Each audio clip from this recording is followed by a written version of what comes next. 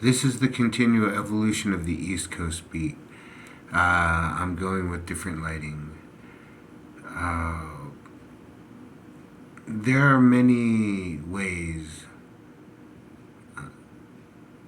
that one can have an enemy. I used to, when I was younger, I used to try to wrap my mind on the Bruce Lee thought that there was no opponent. But that doesn't mean there's no enemy. Um, an enemy is someone that will do whatever they can,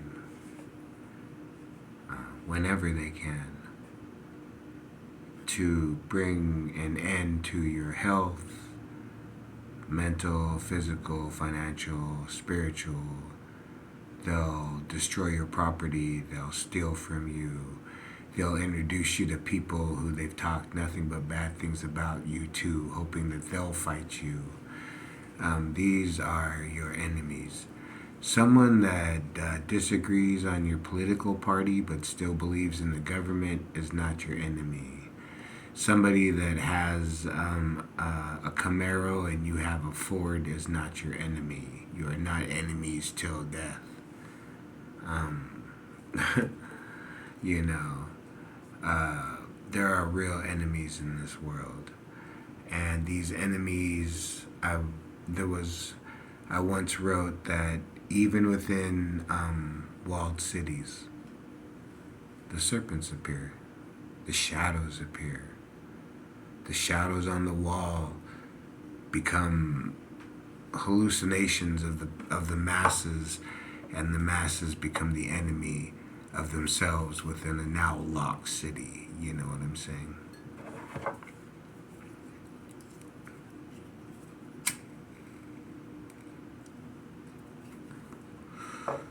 There was a time when being a man meant that you had to be able to do certain things.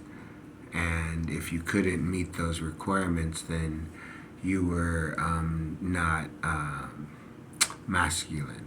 You were a man, but you were not top tier, top shelf. You were not, presidential select, caviar. You know what I'm saying? You were TV dinner. You were, guy that they could wear sweats at home with the furry slippers and not really matter if they gained or lost 5 to 15 pounds depending on the season. You know what I'm saying? And but at the same time, they weren't spending $250 a month on makeup just to keep you coming home. So it takes a certain mentality and a certain time in a person's life to live a certain way. Like I said, there's been times where I've wanted different than I want now. There's been certain times where I wanted a different kind of attention, a different kind of friendship, a different kind of status in life. I wanted to spend my money on different things. I had different values. You know, have they all changed? Yes and no. Have they become richer? Yes and no. You know,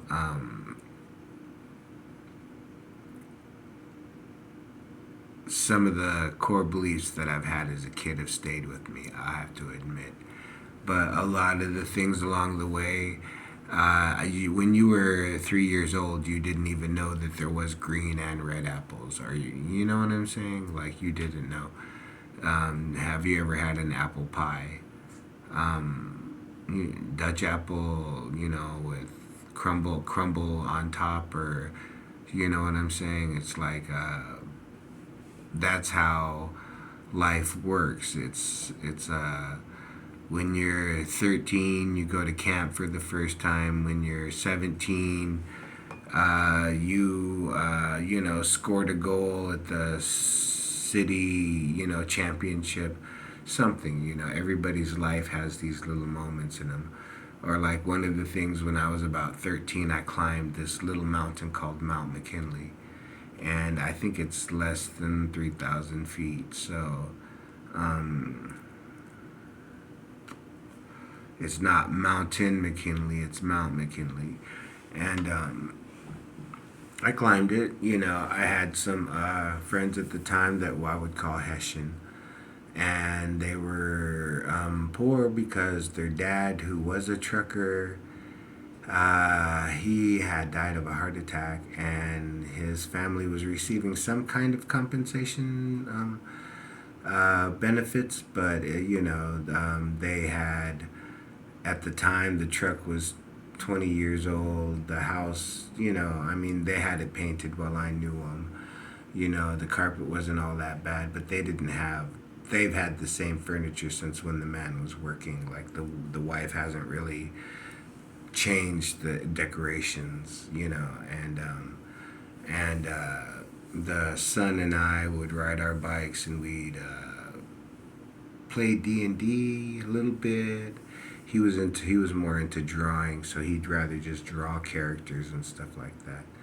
But he introduced me to people that did certain things like play D&D, and but him and his sister's old man would take me hiking out here in the mountains, and that was one of the reasons why I was able to pass basic training, because I had hiked 12 miles in a day. I had hiked uphill, against my will for 12 hours. You know what I'm saying?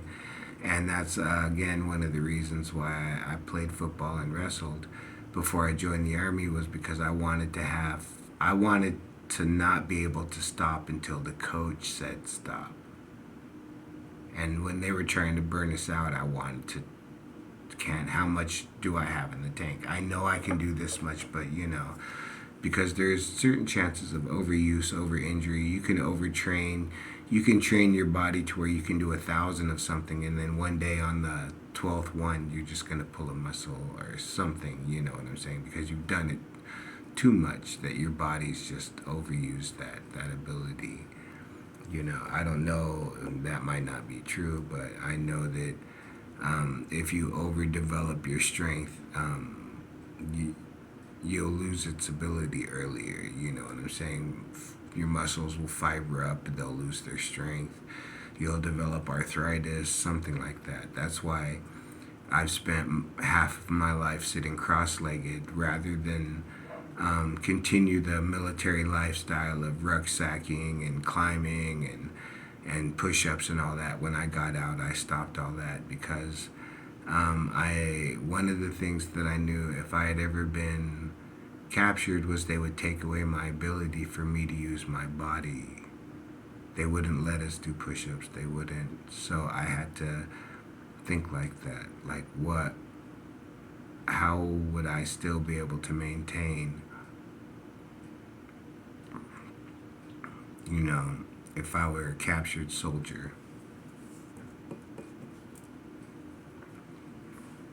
They wouldn't let me build weights in my cell and do push-ups and chin-ups, and they wouldn't let me, flip a big tire over. They wouldn't let me do that. They might let me sit cross-legged and just breathe. You know what I'm saying?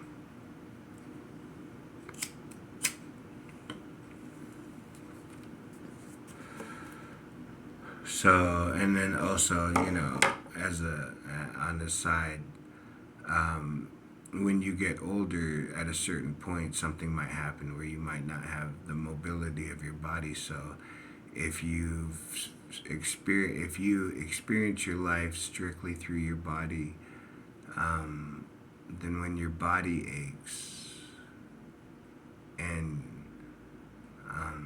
you feel that loss, imagine that as you age, you're gonna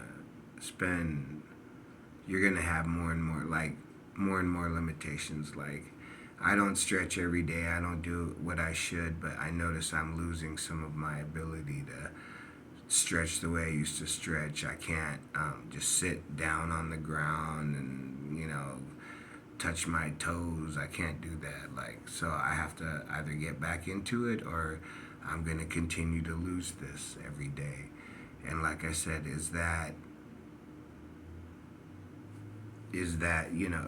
I'm not saying that that's an enemy, but that is one of the ways that an enemy will get you, was they'll tire you out to the point where you don't take care of your body. You know what I'm saying?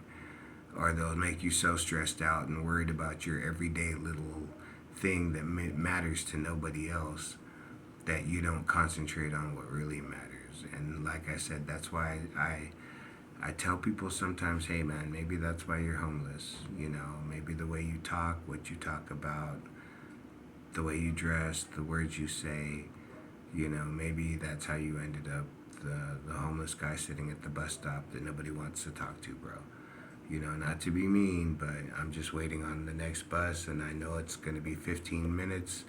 So rather than 15 minutes of listening to you jabber, I'm just going to have to fucking cut this off real quick. You know what I'm saying? I'm 50 years old. Well, maybe when I'm old enough to not be able to back my own words, I'll listen to the whole conversation. But right now, I still weigh about 160 pounds.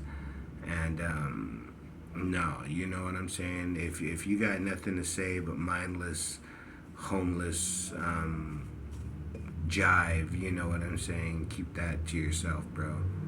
You know what I'm saying?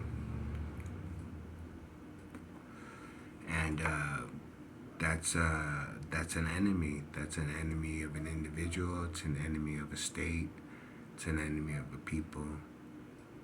You know, this mindless mass of dirty fucking sex fiends just rolling around doing whatever it takes, you know, to get the next chicken head to fucking be nice to them for $90, you know what I'm saying?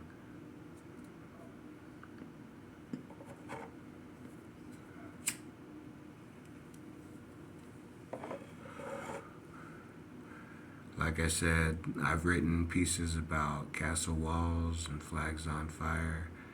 I've written pieces about being in a bay and a reef and seeing the silhouette of a shark or a barracuda. You know, I've written pieces like that, and I've also written pieces like, yes, I have smoked with, you know, the devil. And yeah, he doesn't mind me. You know what I'm saying? Um, I really have nothing not bad to say. I mean, hey, from what I understand, you know, what's human nature? Someone first explained to me what human nature before someone explains to me what good and evil is, or what right and wrong is, or what good and bad are. Someone explained to me human nature.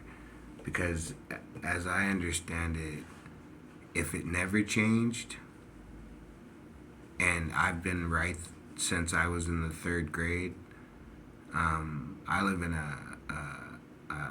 I live in an economy in which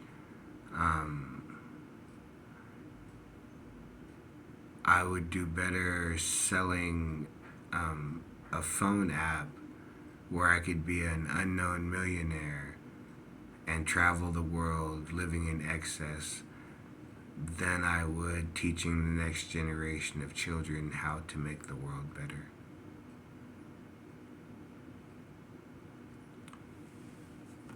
But I have no children, so how it goes for the next generation and the next generation, it doesn't affect me the same, you know what I'm saying?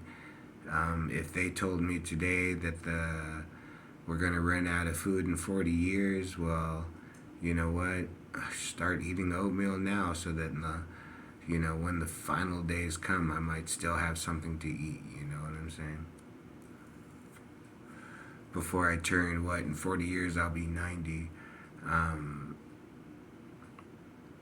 If I make it to 90, you know, if things haven't changed, I'll either be some, hunched over, you know, toothless, grinning, imp-like thing hanging out on a staircase, or I'll be, who knows at 90. I have no idea.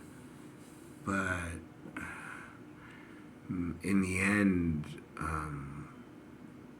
what will I have seen? I have seen a civilization rise and fall. I came to the United States when I was 3 years old or something, 5 years old. I think I was about 3 years old, 4 years old. I came to the United States. And so everything I learned about it was in elementary school, basically. Reading textbooks and listening to the teacher talk, and that was the American dream for me. You know what I'm saying? And you know, I learned about America through public education and free TV, you know, because our community had free, we had 13 channels of TV. Actually, we only had 12 because one of them didn't work. But we had 12 channels of TV, and MTV was one of them. And that's how I grew up. That's how I learned about America. And first job I ever got that I got paid for with a W-2, I was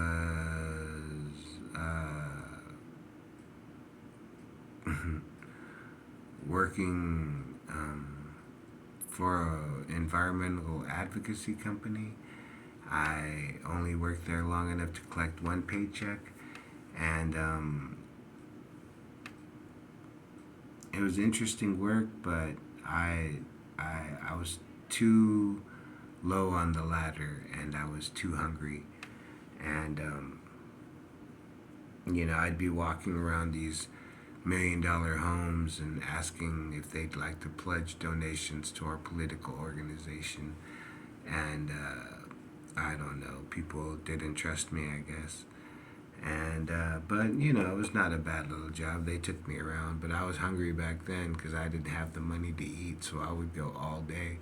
If we went out for 8 hours, I didn't eat the 8 hours. If we went out for 12 hours, I didn't eat for 12 hours.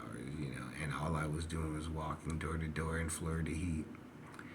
And that's the life that I lived for a little bit until I got my job working at the movie theater, which was only 6 miles away, and my roommate let me borrow his bike, so I would bike it 6 miles until I eventually met somebody that would give me a ride sometimes, and then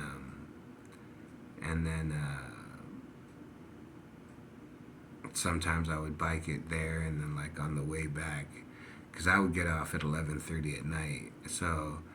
I remember I met this girl, and my smooth line was, hey, if I buy you a cup of coffee or cocoa, will you give me a ride home tonight? Because we worked at the same movie theater.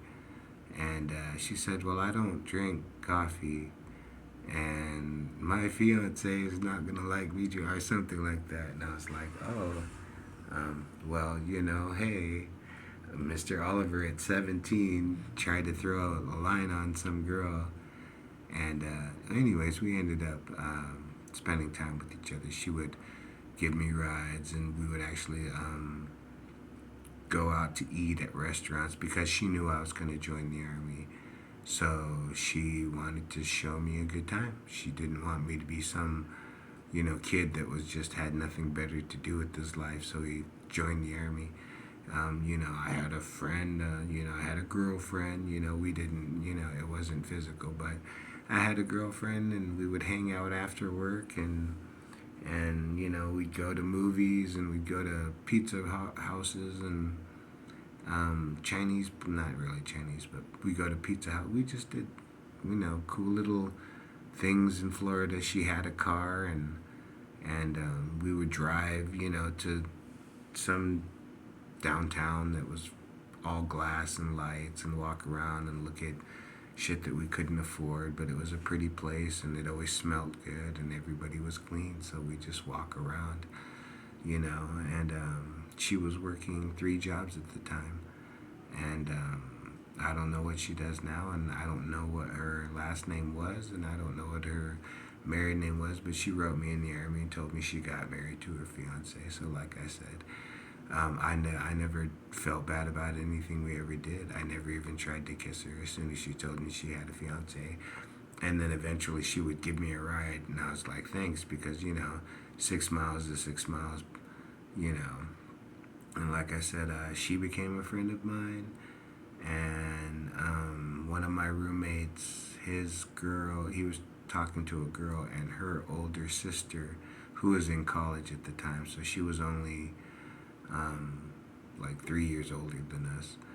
Um, she became a friend of mine and my other roommates, and we would go, same thing, we'd go to the mall, we'd go get pizza, we'd just do dumb shit. And that's when I realized that there is a possibility that men and women can be friends.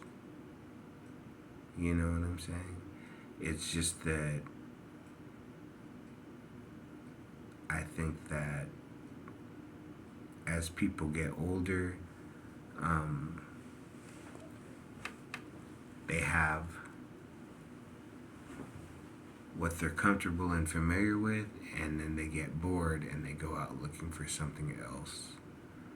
Um, you know, is that healthy? I don't know. I mean, if I could sit cross legged and breathe for the next 20 years, what would I learn? I don't know, you know. But there was a time when I was in the army where I would do that at night. Just sit cross legged, bow my head, close my eyes, and just breathe. And like every now and then I'd lift my head up and it'd be at night, and then I'd be like, man, I don't even know how long I've been just sitting here breathing, staring out at the window at, battalion command, you know what I'm saying? And that's how I used to spend my life. Now I have mountains, you know, that I can look at, but, sometimes, like I said, there are things that I'm working on, that I'm trying to get done, and they involve time and other people agreeing first. So all I can do is wait. The continual evolution of the East Coast beat.